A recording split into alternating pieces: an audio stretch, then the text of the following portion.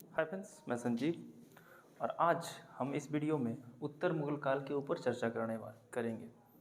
चलते हैं। मैं आपको इससे पहले औरंगजेब यानी मुगल वंश का अंतिम शक्तिशाली शासक के बारे में बता दिया था और वो हमारे थे औरंगजेब। औरंगजेब की मृत्यु होती है मार्च 1707 में। अगर एग्जैक्ट डेट देखो तो 3 मार्च 1707 में औरंगजेब का देहांत हो जाएगा। और औरंगजेब के 3 पुत्र थे। एक्चुअल में औरंगजेब के 5 पुत्र थे, लेकिन औरंगजेब के 3 पुत्र जीवित होते हैं, जिसमें से एक होता है मुअज्जम, एक होंगे आजम और एक होंगे कामबख्श।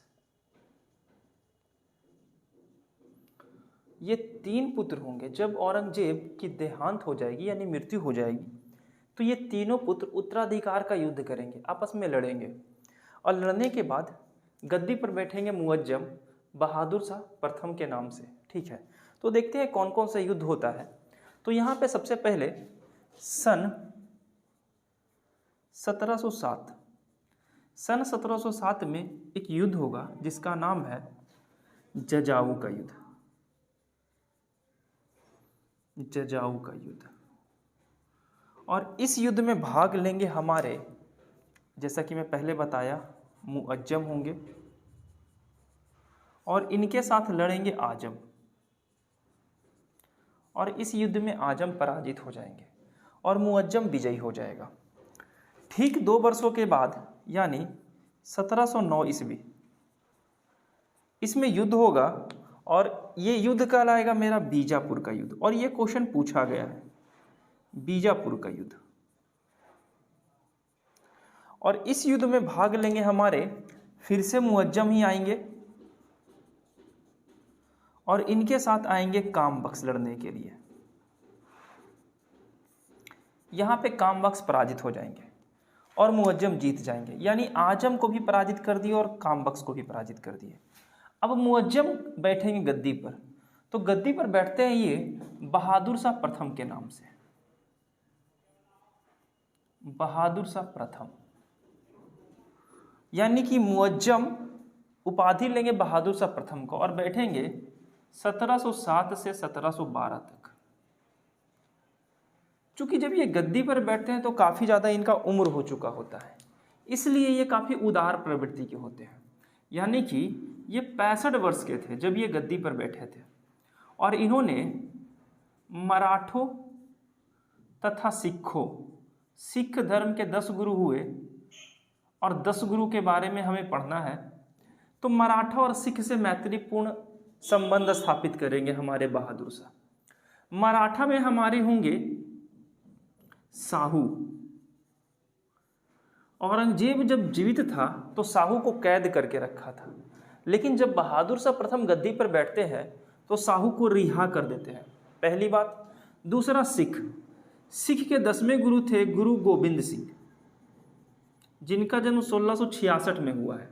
देख लीजिए, मैं 1707 में हूँ, 1666 में हुआ था गुरु गोविंद सिंह। गुरु गोविंद सिंह को ये मनसब प्रदान करते हैं और मनसब मतलब होता था कि एक उच्च पद। और इस तरीके से सिख और मराठों के बीच ये संदेश स्थापित करेंगे। इसी के शासनकाल में सन 1711 का बात है,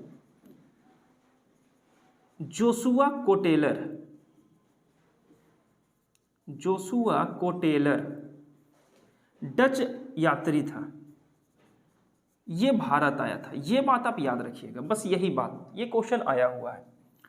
और कहा जाता है कि बहादुर शाह इतने, मतलब क्या बोला जाएगा, इनको साहे बेखबर बोला जाता था, साहे बेखबर।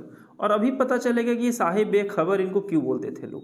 ये इतने बेखबर थे कि इन्हीं के साम्राज्य में इतना ज़्यादा संपत्ति का दान किया गया कि जो हमारे मुगल थे वो काफ़ी निर्दयी हो गए। मतलब उनके पास कुछ बचा नहीं, काफ़ी ज़्यादा खजाना खाली हो गया था इनके राज्य में, इसलिए इनको साहे बेखबर से के नाम से जाना गया। अब एक आते हैं, इन्हीं के पुत्र होंगे हमारे, जिनका नाम है जहांदार शाह। इनका पुत्र होगा जहांदार शाह। और जहांदार शाह इनकी मृत्यु के बाद गद्दी पर बैठेगा। होता क्या है कि इनका एक उत्तराधिकारी होता है, इनके साम्राज्य में एक आदमी होता है जिनका नाम है जुल्फिकार खां। जुल्फिकार खां जहांदार खां को उकसा देता है और जब ये मरते हैं तो जहांदार शाह गद्दी को हासिल कर लेते हैं। जहांदार शाह से बस एक ही क्वेश्चन आएगा कि जहांदार शाह के समय वास्तविक सत्ता किनके हाथ में थी, तो वो थी जुल्फिकार के हाथ में। मैं इसको इरेज कर दे रहा हूँ, अगर आप स्क्रीनशॉट लेना चाहते हैं तो ले लीजिए।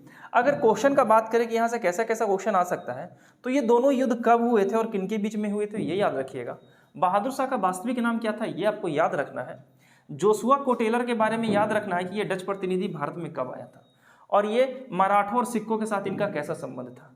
ये साहू है जो संभाजी का पुत्र है, और संभाजी शिवाजी के पुत्र हैं। ऑलरेडी मैं ये बात बता चुका हूँ, ठीक है, मैं इसको इरेज कर दे रहा हूँ। अब हम चलते हैं बहादुर शाह प्रथम के पुत्र।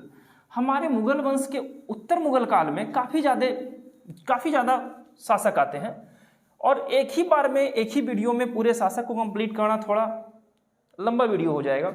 इसीलिए मैं आज 2-3 शासक इवन 4-5 देख लेंगे। जैसे अभी मैंने देखा बहादुर शाह, इनके बाद आएंगे दूसरे शासक जो हमारे हैं जहांदार शाह, और इन्हीं के बाद हमारा और जहांदार शाह आएंगे 1712 से 13, यानी मात्र ये 1 साल के लिए गद्दी पर बैठेंगे। और जहांदार शाह के बाद आएंगे हमारे फर्रुखसियर। फर्रुखसियर के बाद आएगा रफ़ी-उद-दौला, रफ़ी-उद-दरजात और रफ़ी-उद-दौला। बस ये हम आज देख लेंगे, ठीक है। जहांदार शाह के समय वास्तविक सत्ता जो थी वो हमारी थी जुल्फिकार खां के हाथों में, जुल्फिकार खां। और जुल्फिकार खां पूरा गद्दी संभाल रहा था और अपने पूरे परिवार को ऊंचा ऊंचा पद देकर रखा था। जुल्फिकार खां क्या करता है, एक शासक होते हैं राजा जयसी। राजा जयसी को ये उपाधि देगा, उपाधि देता है राजा की, और इसके साथ ही साथ उपाधि के साथ ही साथ इसको मालवा का सूबेदार बनाते हैं, मालवा का सूबेदार। तो ये क्वेश्चन पूछा गया है कि राजा जयसी को कौन सी उपाधि या राजा की उपाधि किसने दी थी। अगर ऑप्शन में जुल्फिकार खां रहे तो वो आंसर मारना है, अगर ऑप्शन में जहांदार शाह रहे तो जहांदार शाह आंसर मारना है, ठीक है। और उसके बाद एक होते हैं अजीत सिंह, यानी मालाबार। ये मालवा है और ये है मालाबार। मालाबार के एक शासक होते हैं जिनका नाम होता है अजीत सिंह, और अजीत सिंह को ये उपाधि देंगे, वो उपाधि होगा हमारा महाराजा की, महाराजा। और इन्हें गुजरात का सूबेदार बनाएंगे, गुजरात का सूबेदार। अगर पूछा गया जहांदार शाह से, तो जहांदार शाह के समय यही क्वेश्चन आता है कि जहांदार शाह के समय वास्तविक सत्ता किसके हाथ में थी, और राजा जयसी को किसने राजा की उपाधि दी और कहाँ का सूबेदार बनाया, और मालाबार के शासक अजीत सिंह को कहाँ की क्या उपाधि दी गई थी और कहाँ का शासक बनाया गया था। अब लास्ट क्वेश्चन बस ये है जहांदार शाह के बारे में कि जहांदार शाह को लंपट मूर्ख कहा जाता था, लंपट मूर्ख या लापरवाह, लापरवाह बादशाह, ये उपाधि थी जहांदार शाह की। तो ये बातें आप याद रखिएगा। हम 2 बातें देख ली और यही से क्वेश्चन आता है। एक हमने देखा साहिब-ए-खबर, ये इनके पिताजी थे बहादुर शाह प्रथम। ये जहांदार शाह है जिनका नाम है लंपट मूर्ख या लापरवाह बादशाह। इसके बाद बैठेंगे फर्रुखसियर। होता क्या है कि सैयद बंधु इसको मरवा देंगे जहांदार शाह को, और इसके बाद सैयद बंधु 2 भाई हैं और सैयद बंधु को किंग मेकर कहा जाता है। और ये क्वेश्चन आया है कि किंग मेकर किनको कहा जाता था, निरप निर्माता, जिनको किंग मेकर कहते हैं, राजा बनाने वाला। तो होता क्या है कि सैयद बंधु इसको मरवा देंगे और फर्रुखसियर को गद्दी पर बैठा देंगे। तो यहाँ से आप मोस्ट इंपॉर्टेंट है लापरवाह या लंपट मूर्ख किसको कहते हैं, और ये सारी बातें, ठीक है। मैं इसको इरेज कर दे रहा हूँ। अब एक तीसरे शासक आएंगे उत्तर मुगल काल में जो है फर्रुखसियर, और फर्रुखसियर काफ़ी इंपॉर्टेंट है। फर्रुखसियर से क्वेश्चन आता है, और फर्रुखसियर से कैसा कैसा क्वेश्चन आता है वो हम सीधे सीधे की पॉइंट ही देखेंगे एग्जाम के पॉइंट ऑफ व्यू से। और उत्तर मुगल काल में जो भी राजा हुए वो ऐसे राजा नहीं हुए कि मुगल की सत्ता को संभाल सके। इसलिए धीरे धीरे मुगल काल का डिक्लाइन होना शुरू हो जाता है और एक समय ऐसा आएगा बहादुर शाह जफर हमारे होंगे जो जफर के नाम से कविताएं लिखेंगे, उनकी मृत्यु हो जाएगी। ठीक है, 1858 में अंग्रेज को कैद कर लेंगे और रंगून भेज देंगे, वहां पे ही उनकी मृत्यु हो जाएगी। ठीक है, तो वो सब बातें बाद में। अब हम देखते हैं तीसरा शासक आएंगे और वो हमारे होंगे फर्रुखसियर। फर्रुखसियर, और यहां से क्वेश्चन पूछता है, फर्रुखसियर बैठेंगे हमारे गद्दी पर 1713 में और रहेंगे 19 ईस्वी तक, 1719 तक। फर्रुखसियर से क्वेश्चन ये आता है, फर्रुखसियर काफी काम करेंगे। फर्रुखसियर पहले सिख गुरु एक थे, सिख गुरु बंदा बहादुर। बंदा बहादुर, फर्रुखसियर चाहते हैं कि बंदा बहादुर सिख धर्म को छोड़कर मुस्लिम धर्म अपना ले, लेकिन बंदा बहादुर ऐसा मना कर देते हैं ऐसा करने से, इसलिए बंदा बहादुर को इन्होंने फांसी पर लटकवा दिया था। ये किया था फर्रुखसियर। ठीक है, सन 1707 का 1717 का बात है, सन 1717। सन 1717 में यह होता है कि अंग्रेज जोसेफ कोटलर के नेतृत्व में एक अंग्रेज प्रतिनिधि मंडल, जोसेफ कोटेलर के नेतृत्व में एक अंग्रेज प्रतिनिधि मंडल भारत आता है और उसमें एक व्यक्ति होता है जिनका नाम है हैमिल्टन। और हैमिल्टन एक शल्य चिकित्सक था। शल्य चिकित्सक मतलब डर्मेटोलॉजिस्ट, जो स्किन का देखभाल करता है, डॉक्टर हो, शल्य चिकित्सक था। तो कहा जाता है फर्रुखसियर को एक बीमारी थी जिसको हैमिल्टन ने ठीक कर दिया था। अब जब ये ठीक कर दिया तो फर्रुखसियर खुश होकर सन 1717 ईस्वी में मैग्ना कार्टा दे देते हैं अंग्रेजों को, मैग्ना कार्टा। और ये मोस्ट इंपॉर्टेंट बात है कि उस मुगल शासक का नाम बताइए इसने अंग्रेजों को मैग्ना कार्टा दिया था। मैग्ना कार्टा एक ऐसा शाही फरमान था जिसके जरिए आप बिना टैक्स दिए अधिकार कर सकते थे, व्यापार कर सकते थे भारत में। और भारत के किस क्षेत्र में? तो बंगाल, बिहार और उड़ीसा में। तो ये क्वेश्चन पूछा गया है फर्रुखसियर से कि वो कौन सा व्यक्ति था मुगल वंश का जिसने अंग्रेजों को मैग्ना कार्टा, और कब दिया था? तो 1717 में मैग्ना कार्टा दिया गया था। ठीक है, ये बातें हो गई। फर्रुखसियर से और क्या क्वेश्चन आएगा कि फर्रुखसियर को सैयद बंधु, फर्रुखसियर चाहता है कि हम सैयद बंधु से, सैयद बंधु, और ये सैयद बंधु मोस्ट इंपॉर्टेंट है, सैयद बंधु को किंग मेकर कहते हैं, किंग मेकर यानी राजा बनाने वाला। और ये 4 राजाओं को राजा बनाते हैं, 3 राजाओं को। एक तो फर्रुखसियर हो गया, उसके बाद रफी उद दौला आएगा, उसको भी ये राजा बनाएंगे। उसके बाद रफी उद दरजात आएगा, उसको भी ये राजा बनाएंगे। तो किंग मेकर इसको राजा बनाए थे, लेकिन फर्रुखसियर चाहता था कि हम सैयद बंधु से छुटकारा पाले। लेकिन सैयद बंधु क्या करते हैं? बालाजी विश्वनाथ, और मैं बताया था कि जब शिवाजी खत्म हो जाएगा, उनके बेटे और उनके पोते, तो हमारे उसके बाद आएंगे पेशवा, और पेशवा में सबसे पहले आते हैं बालाजी विश्वनाथ। उसके बाद पढ़ना है बालाजी प्रथम, और उसके बाद पढ़ना है बालाजी बाजीराव, जो बाजीराव मस्तानी मूवी आई थी। ठीक है, तो ये बालाजी विश्वनाथ के साथ सैयद बंधु संधि कर लेंगे, और संधि करेंगे किसका? दिल्ली का। दिल्ली का संधि कर लेंगे बालाजी विश्वनाथ के साथ, और फर्रुखसियर को मरवा देंगे सैयद बंधु। और मरवाने के बाद एक राजा बनवाएंगे जिनका नाम है रफी उद दौला, रफी उद दौला। और ये व्यक्ति के बारे में बस इतना जानना है कि ये व्यक्ति 28 फरवरी को गद्दी पर बैठेगा और 4 जून को, ये 4 जून को मर जाएगा। और ये तपेदिक टीबी से मरता है, यानी ये हैजा से, सॉरी, क्षय रोग से मरता है। ये बात याद रखिएगा। रफी उद दौला से क्वेश्चन आता है कि मुगल वंश का सबसे छोटा कार्यकाल किस शासक का था? तो मेरे रफी उद दौला का था। ये सबसे छोटा कार्यकाल इनका था, सबसे छोटा कार्यकाल इन्हीं का था। देख लो, कार्यकाल मैंने लिख दिया है। ठीक है, और ये मरते हैं कैसे? तो ये मरते हैं, मैं भी बताया, टीबी, जिसको क्षय रोग कहते हैं, क्षय रोग से मर जाते हैं।